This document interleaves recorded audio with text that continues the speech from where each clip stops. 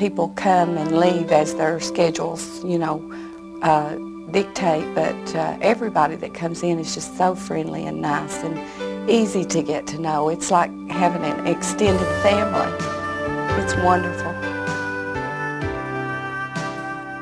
It's neat. The people here are just so kind and giving, and we all had Thanksgiving dinner again on Sunday, and we all cooked and pitched in together, cooked and cleaned, so it's great. The people are wonderful.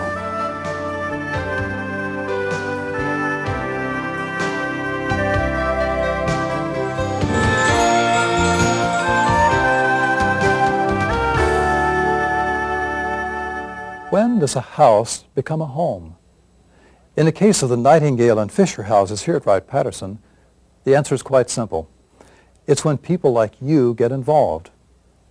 During the next few minutes, we're going to take you inside these remarkable houses and show you their beauty as houses and the people who turn them into caring and compassionate homes. The Nightingale and Fisher homes are available to families from all branches of the service, whether those families are active duty, retired, or reservists. In coordination with the Wright-Patterson Medical Center, the Nightingale-Fisher Support Association staff identifies families with a need for the services provided and then assists with guest prioritization. Because of the large demand for our limited space, priority categories have been established. The Nightingale House is located in a quiet residential neighborhood just across the parking lot from the Wright-Patterson Medical Center. This location gives our guests the peace of mind in knowing they're only moments away from their hospitalized family members. The Nightingale House is fantastic. I know that young families with children, if it were not available to them, probably could not bring all of the family. And it is so good for patients because they can have their spouse here for that moral support and help that they need. I think it's wonderful.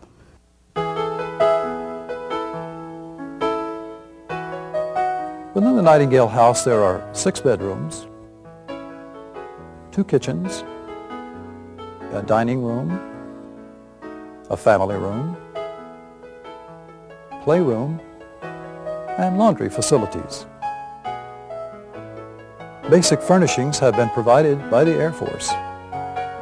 Contributions have been made from Wright-Patterson Air Force Base and various community organizations. In the backyard, there's a swing set, picnic table, and plenty of room for children to run and play in the fresh air. In May 1994, an additional facility became operational. This new facility, the Fisher House, was donated to Wright-Patterson by a New York philanthropist and his wife, Zachary and Elizabeth Fisher. If I could meet Mr. and Mrs. Fisher, I would say to them, thanks for caring and sharing, because there aren't that many people left that do these kind of things, and it's been a very difficult situation for us, as well as, everyone that comes to the Fisher House. So I'm pretty sure that if they had the opportunity to see or meet Mr. and Mrs. Fisher, they would say thank you and God bless you. This beautiful 2-story, 8-bedroom home is equipped with twin or double beds to accommodate a variety of sleeping arrangements which help people unwind after a long day at the hospital.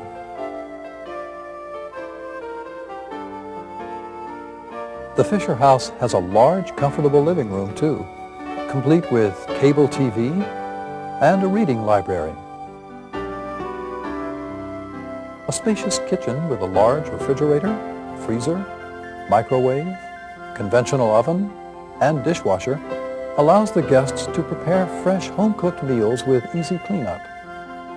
The kitchen is next to a large dining room where guests can enjoy a quiet time alone, or join together and share a meal and talk about their time at the hospital.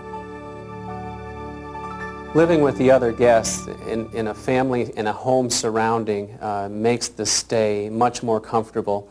Everyone here is in a similar circumstance, and that is that they're having some type of a medical treatment at the Wright-Patterson Medical Center. And so you share those common experiences, and people actually comfort each other, much as a family would comfort each other in a home rather than a kind of an institutional environment. And that makes the whole experience of concern go away, and it's a real reassuring and comforting feeling. Everyone cares for one another here.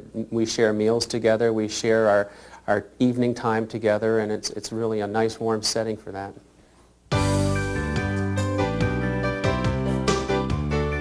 A laundry facility helps to round out all the comforts of home. Each guest is charged a nominal per-night fee to cover operating expenses. Our desire is to eliminate this fee in the future if possible. Both the Nightingale and Fisher homes are operated by a small staff and volunteers comprised of people from both the military and civilian communities. These volunteers and staff oversee the daily operations of the homes as well as organize various activities. It's very friendly, very cooperative. It's a family. It's a home away from home. It is the most comforting place that you could possibly be and be ill. And people who work here say they're happy to work here because some people say to them, how can you work with people who are so ill? And they say, well, the people may be ill, but they're happy. They're seriously ill. There's one man here who just left who had both colon and prostate cancer, but he left here cancer-free. Now that is a happy occasion for all of us. The only sad time that this place ever has is when our manager has to say, I'm sorry, I'll take your name, but I have no vacancy right now.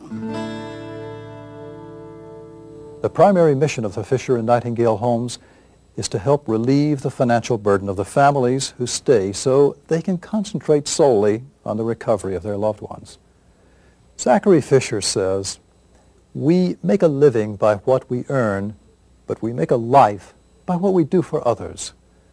People are not remembered for what they have, they are remembered for what they gave.